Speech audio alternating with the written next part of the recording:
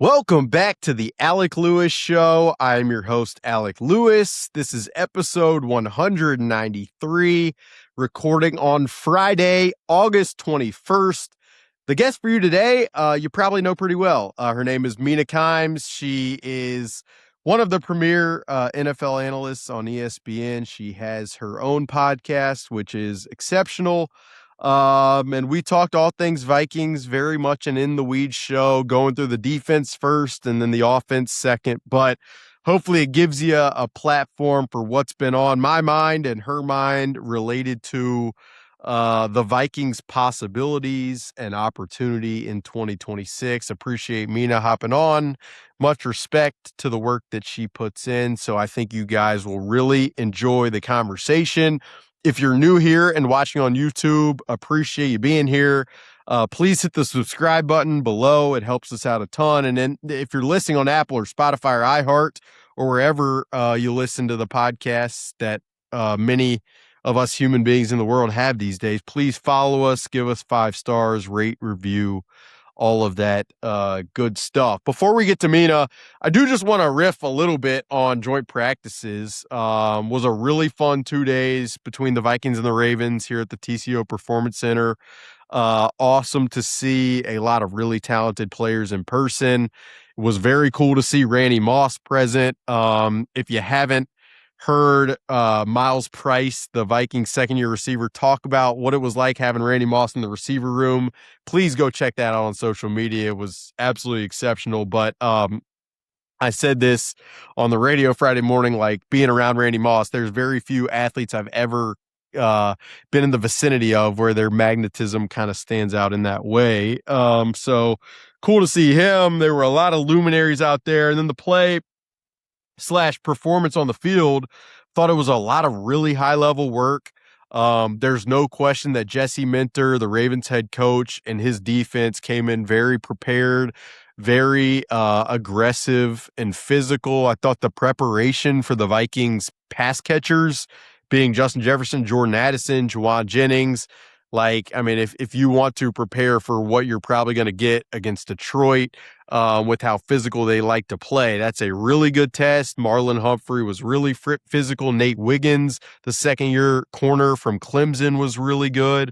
And then the pressure packages that Jesse Minter and that Ravens staff and that defensive tree, which includes Mike McDonald, the head coach of the Seahawks, they are very precise. They pluck at very specific things. They love using simulated pressures where they're bringing 4, but from all sides and all areas. So thought it from an offensive perspective for the Vikings, definitely stressed the run game and really required them to go to the well Wednesday night and Thursday morning to make some adjustments to their run game for Thursday, which was probably really good.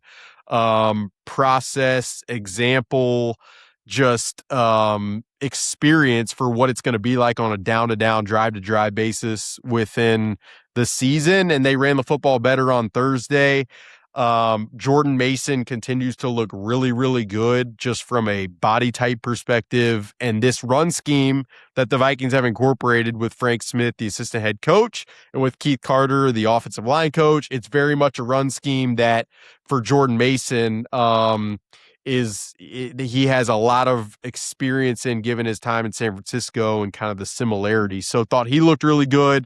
And then Damon Claiborne, yes, on Wednesday, he darted through a bunch of attempted tacklers. Then there was a fumble that's got to get cleaned up. Ball security has to get cleaned up. But then Thursday he exploded around the edge. And I said this on Twitter, but like the way when you're in person, you're watching Damon Claiborne run the football or with the ball in his hands, like there is an electricity factor, a teleportation factor, it's like a glitch almost in terms of when you see him and when you don't. Pretty impressive juice. So definitely impressive to watch him in the run game kind of take the step from Wednesday to Thursday. I thought the pass game, definitely until the last 2-minute period Wednesday was pretty clunky. I thought Thursday definitely took a step, but there were still some just rhythm and timing felt a little I just say not as in sync as you probably wanted it to. I'm not going to overreact to that because I very vividly remember 2024 and Sam Darnold at joint practices in Cleveland against the Browns. So not, it's not worth going crazy over the past game performance. And there were some highlights like Thursday, Kyler Murray hit Jawan Jennings up the right sideline on a deep ball. I mentioned the 2-minute. It was a beautiful throw from Kyler Murray, kind of off his back foot, about 35 yards down the field to Justin Jefferson. And then, I thought there were a couple red zone sequences with Kyler Murray finding TJ Hawkinson that were pretty impressive. JJ McCarthy's days very up and down. Thursday, he had a brutal pick six.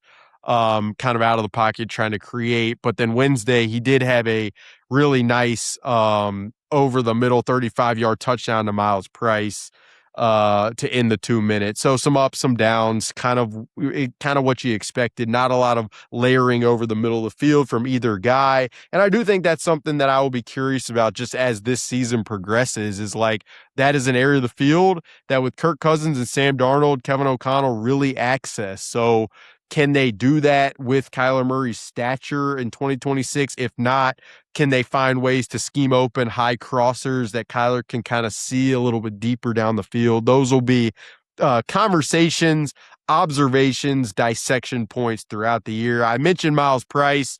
I mean, the guy's just had a phenomenal camp in every sense of the word. He's caught everything. I hope he plays Saturday. Maybe you guys are listening to this Saturday, but I hope he plays just to watch him do his thing even further. Defensively, it was 2 exceptional days for Brian Flores' group. You have to start with Dallas Turner, and talked about it a little bit with Mina later on, but you just want to see this guy continue to take a step in his 3rd season at 23 years old, I believe still, which is pretty wild, but he really handed it to Ronnie Stanley, a veteran left tackle who has been an all-pro player, has been a 2-time Pro Bowl player. So that was encouraging. And I would just say the way that teammates talked about him after practice was noticeable. Just like the way the teammates talked about, the defenders in particular talked about how much fun they were having those 2 days, mixing in their pressures, causing problems for Lamar Jackson. Like there was a lot of energy on that side of the field. And I don't think it was at random. That's something that they kind of want to bring. Mina and I talked about the safety spot, the interior of the defensive line. I think those are, and even the depth at edge rusher, those are positions that I've got kind of my mind on. But the linebacker group, as long as Eric Wilson and Blake Cashman stay healthy, you feel really, really good about what's possible, being able to mix in Ivan Pace Jr. as a blitzer, knowing that Jake Golday continues to develop and progress kind of behind those guys. So defensively, I saw Declan Doyle, the Ravens offensive coordinator, after practice, and it didn't look like it was the most comforting 2 days, I would say. So definitely going to be interesting. I think Mina later in this podcast makes a great point about stopping the run and how critical that's going to be over the course of the season to evaluate. But really, really fun 2 days to be out there. I always love just the opportunity to get up close.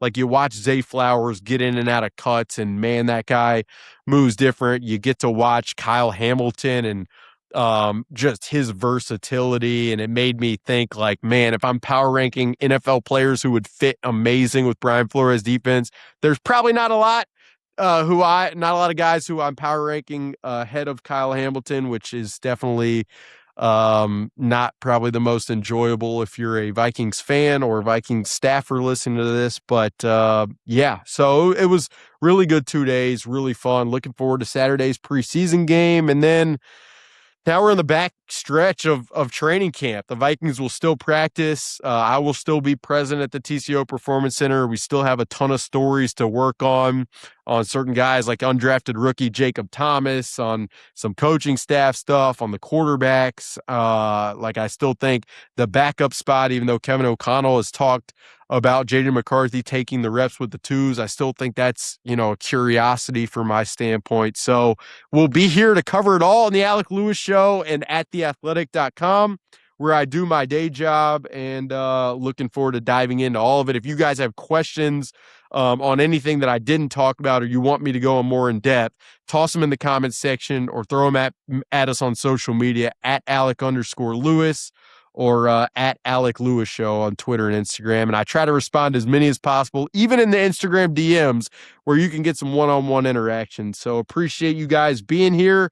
With that, let's get to some sponsors before our conversation with ESPN's Mina Kimes. All right, first, let's talk about our presenting sponsor, First Resource Bank. If you've listened to the show, if you watch the show, you probably know about First Resource Bank. And if you're aware in the Minneapolis area of who gives you the best banking platform with probably the most connected and nice people in the banking industry in Minnesota, I think you probably know about First Resource Bank. But it's a member FDIC bank in the Minneapolis area run by really good people. Tim Siegley, Aaron Siegley, Charlie Anderson.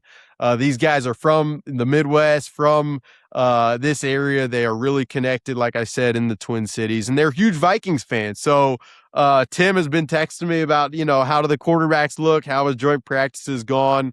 And meanwhile, I'm using his banking platform online. That has been a saving grace since I moved up here in the Twin Cities. So if you need information on First Resource Bank, their link is in the description, and it's really easy to set up an account and go from there. I also want to talk about Pro Men Athletics. So you guys can probably hear it every episode or see it every episode or see it in the books that I read behind me. Like I genuinely love this game. Growing up in Alabama, it's just a passion of mine to watch it every single weekend. And anything I can do to try to help grow it, I'm very willing to do. And so Pro Men Athletics is a company started by three guys, Kurt, Graham, and Tanner. And a couple of years ago, they're like, how can we lift the tide of youth football development in the Minneapolis and Minnesota area? How can we give kids who want to play in middle school, high school, college, the best possible training, other like-minded kids to be around, really sharp coaches who played in college, like Tanner Morgan, former Gophers quarterback. And so they've set up academies throughout the spring, summer, and winter. They have 7-on-7 leagues throughout the summer. Tanner Morgan trains privately a bunch of the most elite quarterbacks in the Minnesota kind of region. So I would just say if your son or if you have friends who have sons who play football, want to play at a high level in middle school, high school, or college, please get with Pro Men, and they will do everything that they possibly can to ensure that your son improves, develops, and has an awesome experience while doing it. With that, without further ado, 12 minutes of ramble, and you guys are waiting for it. Here's Mina Kimes of ESPN talking about the Vikings ahead of 2026. All right, Mina, welcome back to the show. We did this last year, and I appreciated your time. It was fun to talk about this very silly team. So how are you? I'm good. Yeah, I was just telling you that this division, I've been doing division previews in my pod. I saved the NFC North till the second to the last one because the quarterback competition worked out. And I just could not pick it. Like, I think I had like a brain aneurysm. Like, of all the divisions, this one is the hardest to figure out. And the Vikings are part of that picture. Someone asked me the other day to rank the quarterbacks in the NFC North, and that it in itself felt like it was doing a Rubik's Cube mentally. I will just start you with this. Like, when you think of all the conversations you've had as part of the preview series that you've done on your show, like, where do you think the Vikings rank, or in your mind, where do they rank as far as your interest in observing what becomes of the team in 2026? Yeah, in interest. It's like top 5 team in the NFL. I just I talked to my friend Greg Rosenthal. We were drafting teams we're most excited to see, and I think I had the Vikings like 3rd, just because of all of the mystery, the possibility. I think they're probably the highest variance team in the division. I mean, the way I see the NFC North is you have 3 teams with awesome offenses and bad defenses. And then you have the Minnesota Vikings, who could be the most balanced team, right? If this Murray thing works out. They're the only team where I feel like there's the capability of having like above average top 10 units on both sides of the ball.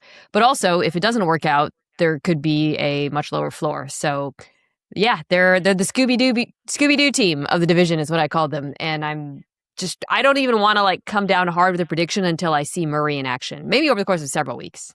It's funny too, because I think understandably, so much of the interest does lie with Kyler and the fit with the offense and the run game with Frank Smith and all of that.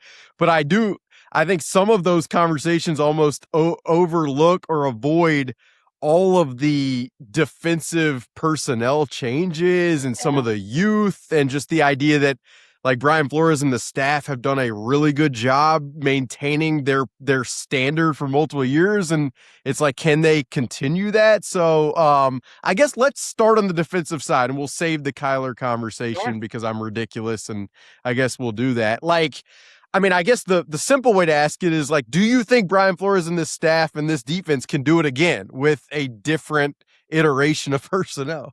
I think it's so funny because I do a top 10 defenses pod and I had the Vikings and then I took a beat in the top 10, right? And I was like, damn, I'm really like in the same way that we trust Kyle Shanahan, Sean McVay's of the world to put out a top 10 offense every year, regardless of what's going on. I think we're there with Brian Flores defensively. But when you take a step back and look at the depth chart, to your point, there is a lot of change. There's a lot of youth. There's question marks. So you are really leaning heavily on him and his deserved reputation. That said, I like a lot of the young players, and I think that there's decisions they made that to like solidify other parts of the defense that I think create a floor. I think the linebacking group being steady is really significant. And I think also, this is something for the last few years, every time I look at the Vikings, I'm like, they don't really have corners, but I actually think it's a pretty decent quarterback group. Obviously, Murphy's the best, corner that they have. But around him, they've started to fill out, I think, with competent veterans. So that's no longer a weakness. But yeah, you got questions pretty much every other position on this defense and young players who need to step up. Yeah, and it feels to me like the pivot points are the really three spots that you left. It's like the interior of the defensive line.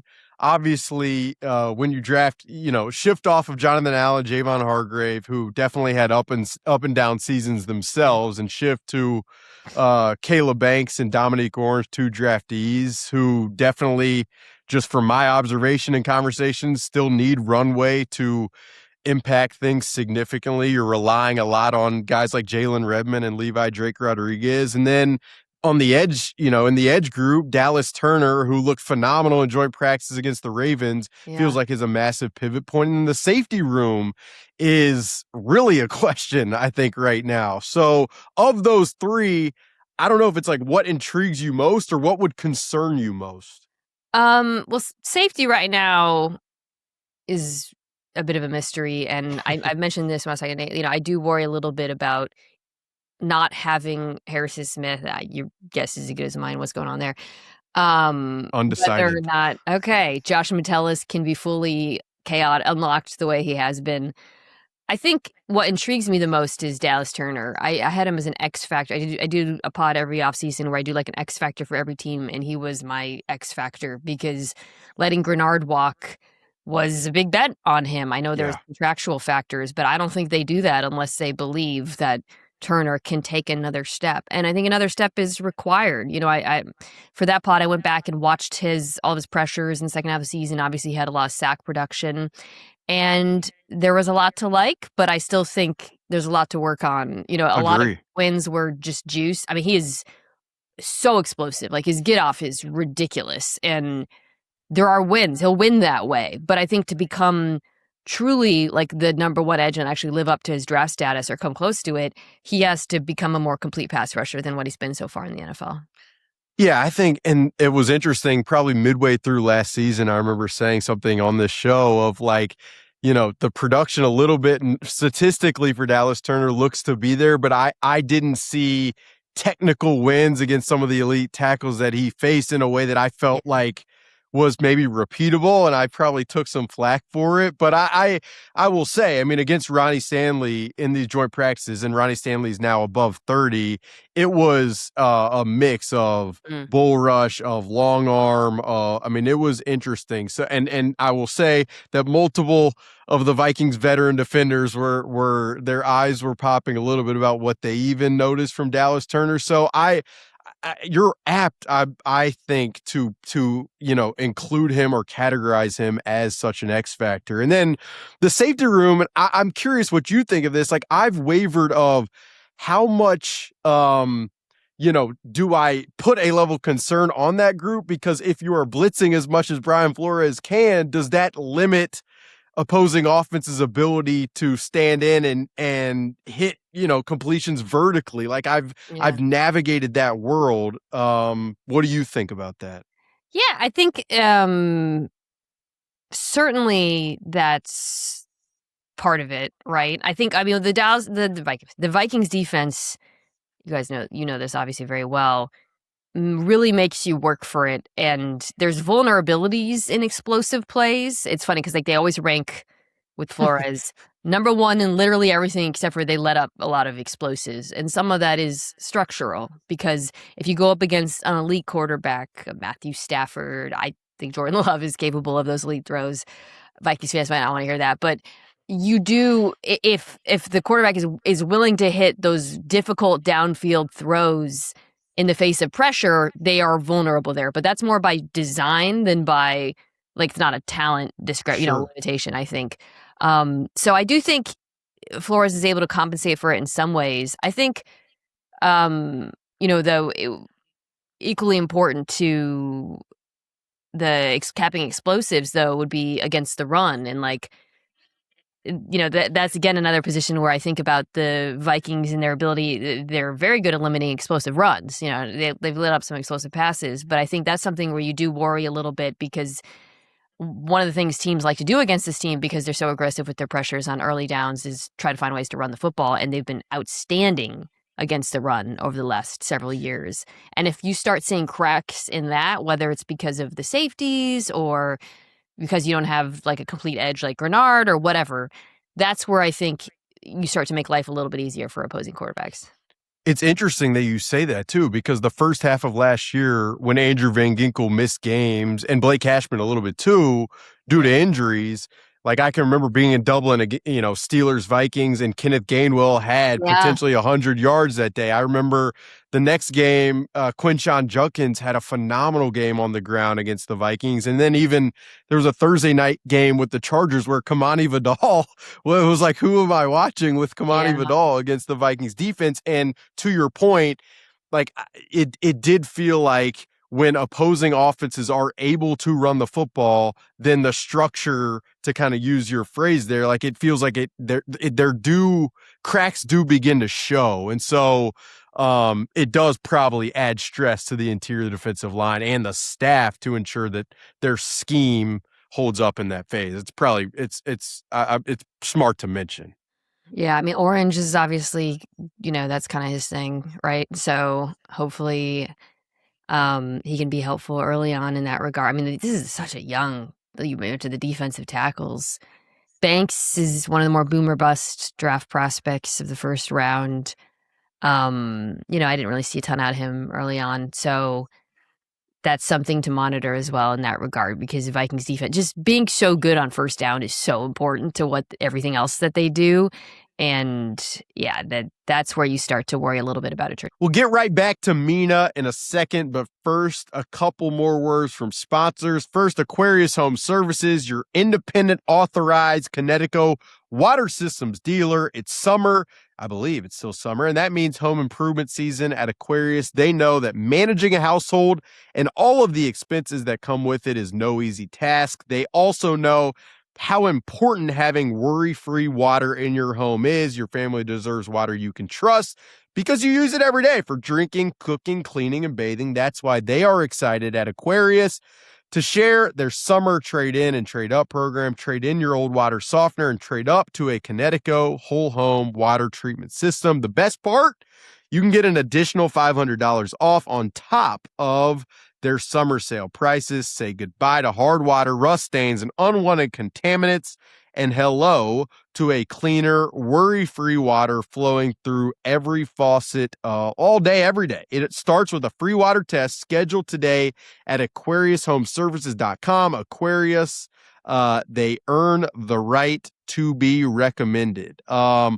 also want to talk about our good friends at great clips. So if you've got kids, you know that back to school season is a lot. Supply list, shoe shopping, juggling all the schedules. It's not exactly a magical time of year. The Great Clips app, though, that really does work like magic. With just a few taps, you can find a salon nearby, see the wait time, and check in when it works for you. You can even get a message when it's your turn so you know when to pack up the kids and head over. Oh, and the savings, that's where the real magic happens. So when it's time for back to school haircuts, download the Great Clips app. It may not take care of all your back to school to-dos, but it'll definitely make some of that stress disappear. Great Clips. It's going to be great. And now back to Mina Kimes. I've also, that's like the depth part of it. At linebacker, you talked about, I mean, to have Blake Cashman, Eric Wilson still be able to man like that layer of the defense is huge. But Blake Cashman has gotten injured in the past, and you just do wonder if you have to turn it over to Ivan Pace, then you're losing the flexibility that you would have with Blake Cashman in coverage. So, I don't know if I've ever started in the last month and a half a podcast with all defense, but we'll flip to the other side. I mean, you talked about wanting to see Kyler Murray. How has what is your mind and thought process? How is it, evolved from the time that Kyler Murray signed, thinking about the fit with Kevin O'Connell and his system, to now? Like, how have you thought about that marriage and what it could be, what it might be, what you want it to be? I don't know. Yeah. I think it's really fascinating. I know a lot of ink has been spilled. A lot of podcasts have been devoted to what this marriage is going to look like, trying to parse. I think everyone's kind of like looking at both sides of it. You're looking at the Kevin O'Connell side and the way he's adapted his offense to different quarterbacks. He was also in LA, where they changed the offense as well. And then you look at the Kyler Murray side of it, where, yes, it's been pointed out often, he is primarily not lived in an under center world, but in 2024, you saw some of that with Drew Petzing. Everybody's kind of made the same points. So the question is, okay, but where do those two things meet in the middle? And I think there's a pressure on both sides equally, perhaps, to figure that out. Something I talked about on my show is I'm really intrigued by this run game and how that helps marry these two worlds, because I missed the Frank Smith hire when it happened. And then when I kind of realized that this summer and thought about all the pieces in Minnesota, I was pretty intrigued because, coming from Miami, which had this incredibly explosive run game primarily out of the gun and the pistol without a dual threat quarterback, if you had thrown a Kyler Murray into that Miami run offense, it probably would have been incredible with him next to Achane, right? So then you flip over to Minnesota and you wonder, okay, like, is that something they're going, you see it in practice, like, if they rep that, then how do they marry that with a play action passing game? Because you want everything to look the same. Do they find ways to access play action out of the gun the way we've seen in like a Green Bay at times, or in Miami with the downfield RPOs? So I think there's a lot to TBD, and we really won't see it for certain until week 1. But I think there's a real opportunity here for both O'Connell and Murray to show that they both, I think, have, not just like with Murray, the case, the tools, but also the adaptability to make this thing sing. Yeah. And it's, that was awesome. And I talked to Robert Mays last week, and we were this similar realm of conversation. And I was telling him, like, you draft a 5th round fullback in Max Bredesen, who I've seen in training camp incorporated in ways that evoke in my mind Alec Ingold in Miami with Frank Smith. And then, you mentioned the RPO stuff, and there have been certain instances where I feel like that's popped up, and then there's also still the keeper boot stuff and some of the over the middle intermediate area passing concepts that you'd expect. It's just a lot. It's a lot. That my question and what I'm so curious to see is, like, can you chisel it down in a way where it is this clarified identity? Yeah, it's right, especially because your 1-2-3 punch at receiver is like amongst the best in the NFL, if not. But right, so however, one of the ways to get Jefferson and Addison more favorable matchups is if you do lean more into some of those bigger bodies alongside with them, right? And Jennings, who's one of the better blocking receivers in the tight end or in the NFL, pardon me. Josh Oliver is one of the best blocking. You have a lot of guys who can block, and so I think the deployment of all of them, there's real opportunity here for Justin Jefferson to get more like kind of like they got Jackson Smith and Jigba in Seattle in the first half of the season in particular. Seattle loved putting fullbacks, tight ends on the field. They faced so much base defense, and Smith and Jigba was a huge beneficiary of that. I mean, I think I looked this up, but when the Seattle was in like 12 personnel over the course of the season, Smith and Jigba averaged like 25 yards a play or something insane, right? Like, we always think about, when we think about multiple tight end sets, we always think about the tight ends and not the fact that there's other receivers on the field as well who can benefit from that, right? So I just think Minnesota, they have all the pieces to do all of the things that every incredibly explosive and successful offense is doing in the NFL right now. But it all has to come together, obviously, and then Murray has to execute upon it, which is sort of the other variable here at the deep ball. Yeah, and I was pretty surprised, or not. Maybe I shouldn't have been surprised. I went back last night and I was looking at True Media, just efficiency, explosiveness, EPA per play of the Cardinals in 2024. And I guess I knew that was a fascinating offense. I knew Clayton Adams and some of the stuff they did in the run game was really impressive.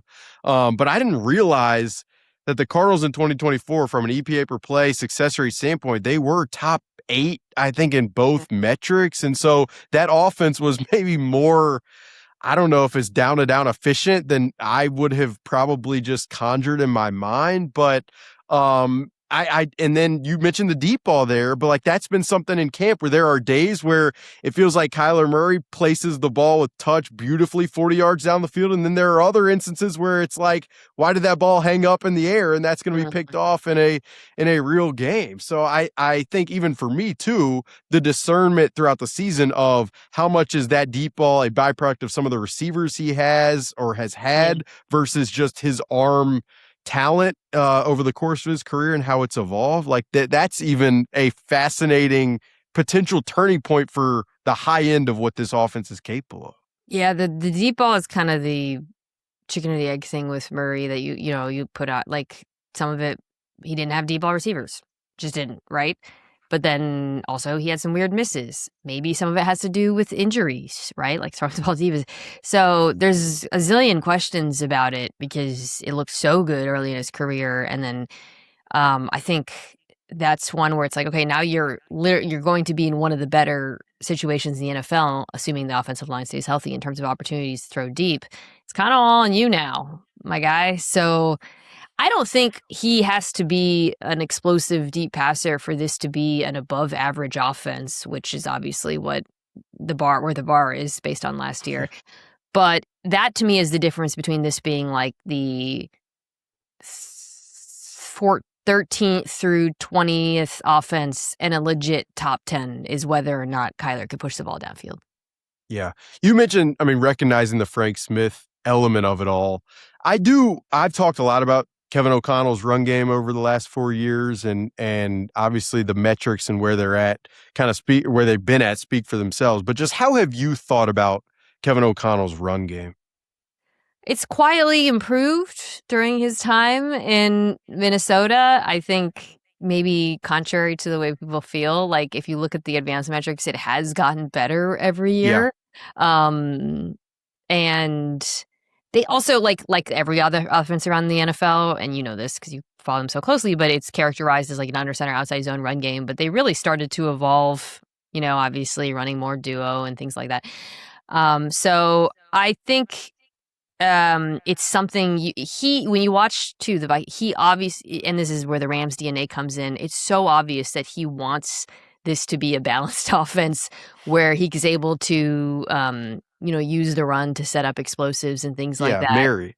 But while it's been efficient, it hasn't been explosive on the ground. For a litany of reasons, offensive line injuries have factored into that, I think, at times. I like the backs. I think they're good. They're absolutely good enough to make it work. But I do think you have the opportunity here now with a dual threat quarterback to really finally, as well as some of the blocking pieces that they brought in that we talked about, to really make this a top 10 rushing attack, which, by the way, it was like 13th in DVOA last year. It was like just outside of it. So it's not an unrealistic goal at all. Yeah. And I do think, it was interesting for me, even this offseason, going and looking at, the numbers and the evolution or just the progression over time. I do think sometimes it can get lost in it. But it's so funny because I've told people, friends, whatever, like you can squint, I think, and see a world where they are efficient, explosive on the ground, which then does force defenses into a really complex situation of how many defenders do we allocate to Justin Jefferson and Jordan Addison, and how can we do that in a way that also stifles the run? And so I do think like you can squint and see a really potentially fun vision here. Right. Well, I think also last year they were pretty efficient despite the fact that they didn't face that many light boxes because for obvious reasons. So yeah, I think that was kind of I remember when Dalvin Cook left Minnesota, there was talk about how he was so underrated and good, and it was, where did he go? I remember being like, I think the Jets, maybe. Yeah, right. And I remember being like, Dalvin Cook faced like the most light boxes in two-eyed football last year, and he still wasn't that good, guys. Like it's right, like, but that's what it should be with these receivers. Right. It might not, because if they do end up using more heavy personnel, obviously that'll shift what they face. But like when they have those receivers out there, defenses should be afraid of that, and there should be incredible opportunities. But imagine you've got Bredesen and, I don't know, Josh Oliver, and you've got Jefferson and Addison. From a defensive perspective, that's a math problem. That's a physics problem. How do you solve that? Because if you're trying to stop that ground game, and oh, by the way, there's a quarterback who can keep it and go, those receivers are going to get one-on-one opportunities. So I think just O'Connell has just a tremendous arsenal of players to challenge defenses with and dictate to them.